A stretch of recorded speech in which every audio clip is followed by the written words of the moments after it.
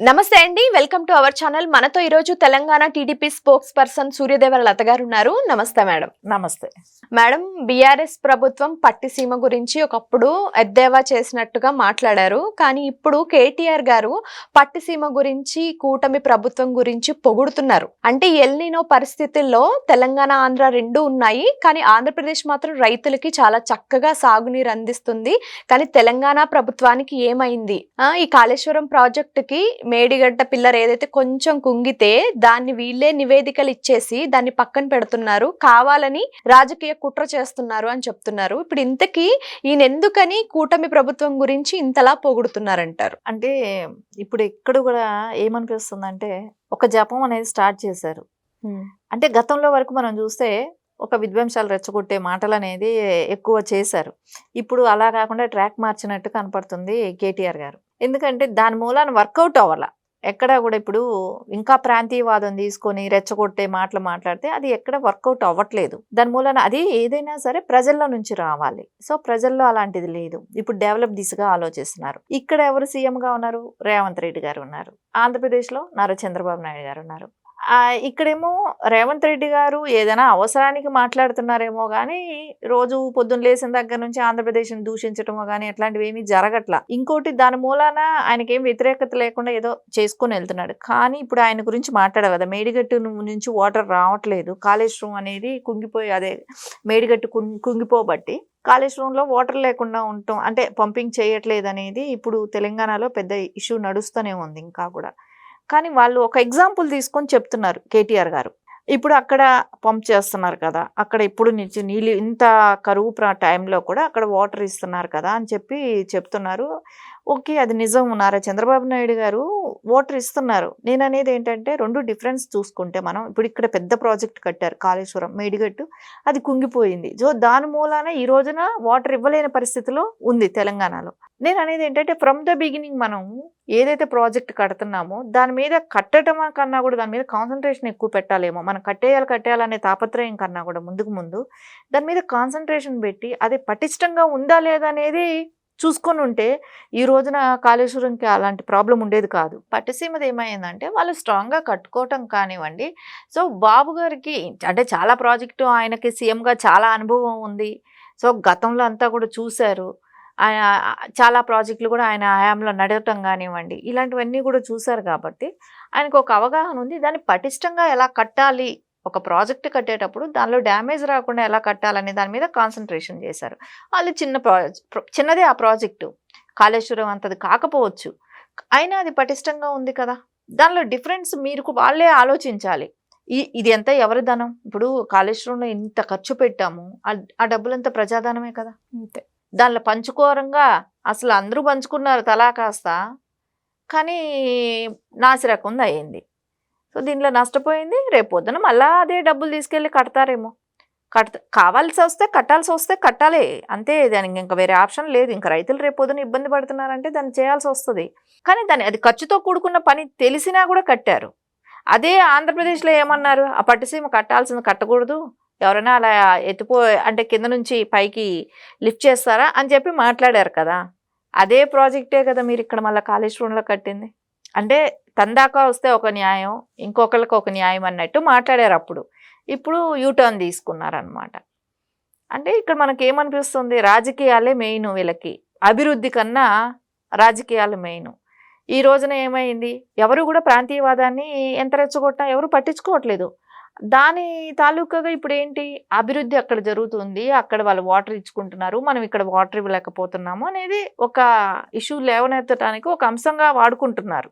ఇంకోటి ఇక్కడ నీళ్లు తీసుకెళ్ళిపోతున్నారు అని అంటున్నారు. అరే ఎన్ని నీళ్ళైనా వెళ్ళాల్సింది డౌన్కి వెళ్తుంది. ఇప్పుడు మెట్టి మీద నీళ్లు ఉంటే కిందకే కదా వెళ్తాయి, అది కిందకి సముద్రం అక్కడే ఉంది. అదే ఆంధ్ర రాష్ట్రం తీసుకెళ్ళిపోతుంది అంటే మీరు కావాల్సిన నీళ్ళు మీరు తీసుకుంటేనే కదా కిందకి వెళ్ళేది, మిగిలితేనే కదా వెళ్తాయి. అది కిందకి వెళ్ళిపోతుందని వాళ్ళని మా రాష్ట్రాలకు రాకూడదని ఏమైనా వాళ్ళు డ్యామ్ ఏమైనా కట్టుకోగలుగుతారా? అసలు కొంచెం మనం లాజిక్గా ఆలోచించాలి కదా. సముద్రంలోకి వెళ్ళే నీళ్ళు వాడుకోవచ్చు, కానీ అక్కడ మీరు వెళ్ళి చూస్తే, ఇప్పుడు వెళ్ళి చూడమనండి, ఎప్పుడు కూడా నీళ్లు వెళ్తూనే ఉంటాయి. గోదావరి కానివ్వండి, అసలు వాటర్ అనేది కిందకి వెళ్ళాల్సిందే, సముద్రంలో కలవాల్సిందే. వాళ్ళకై కూడా మిగిలిపోతున్నాయి కదా.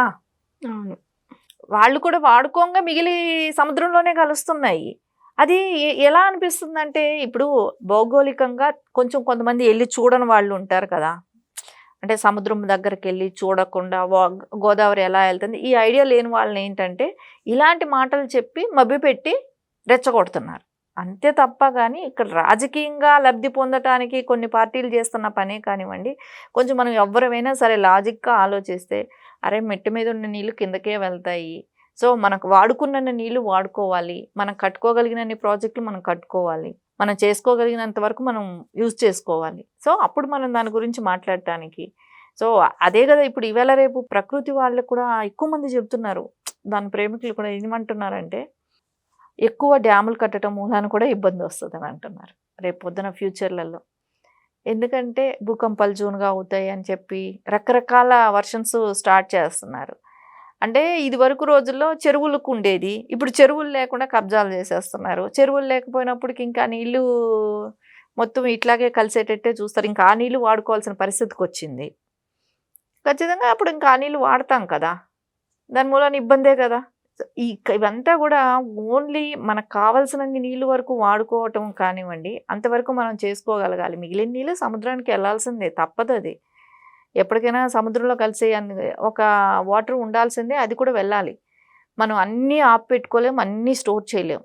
ఇది వరకు మీరు చూడండి ఎక్కడైనా కొన్ని కొన్ని ప్రాంతాలలో అంటే మెట్ట భూములు కూడా పండించుకోగలుగుతున్నాం. ఈ రోజున ఆ కెపాసిటీ మనకు వచ్చింది, విజ్ఞానం పెరిగేటప్పటికి అలాంటి ఆపర్చునిటీలు కూడా మనకు వచ్చాయి కాబట్టి. సో దాని తర్వాత పంటల్లో కూడా తేడా చూసుకోవాలి కదా, ఏ పంటలు ఎప్పుడెప్పుడు వేసుకుంటే వర్షాకాలం ఒక సీజన్ వరి వేసుకుంటే ఇంకో సీజన్కి క్రాప్కి ఇంకోటి ఏదో వేసుకునేటట్టు చూడాలి. ఇక్కడ ఏమవుతుందంటే ప్రతిసారి వరి వేయటం మనకు వాటర్ ఇది కూడా ఎక్కువైపోవటం కానివ్వండి, మళ్ళీ దానికి గిట్టుబాటు ధర లేకపోవటం కానివ్వండి, ఈ పంటల్లో కూడా చేంజ్ అనేది ఈవేళ రేపు రైస్ తినే వాళ్ళు కూడా తగ్గిపోయారు.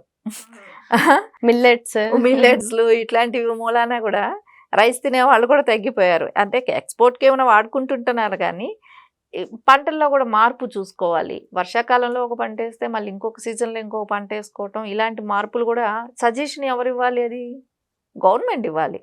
అవును మేడం. ఇప్పుడు what ever the reasons Andhra కానీ తెలంగాణ కానీ ఒక డ్యామ్స్ బిల్డ్ చేస్తున్నాయంటే రేపటి తరాల కోసమే నీటిని ఆదా చేయాలని చెప్పేసి చేస్తాయి.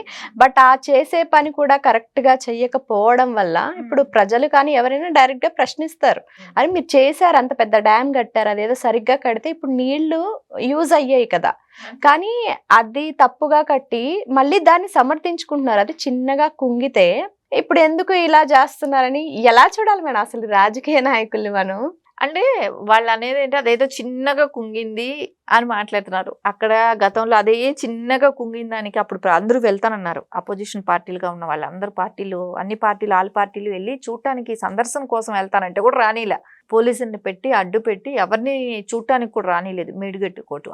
సరే అంతే, ఏదో చిన్నగా డిస్టర్బ్ అయిన దాన్ని అప్పుడే వాళ్ళు సెటరేట్ చేసి ఉండాలి కదా. ఇంత గ్యాప్ ఎందుకు తీసుకున్నారు? ఈ గ్యాప్ మూలాన ఇంకా డ్యామేజ్ అవుతానే పోతుంది. అది అప్పుడే సెటరేట్ చేసేసి ఉంటే ఈ రోజున ఈ ప్రాబ్లం ఉండేది కూడా కాదు.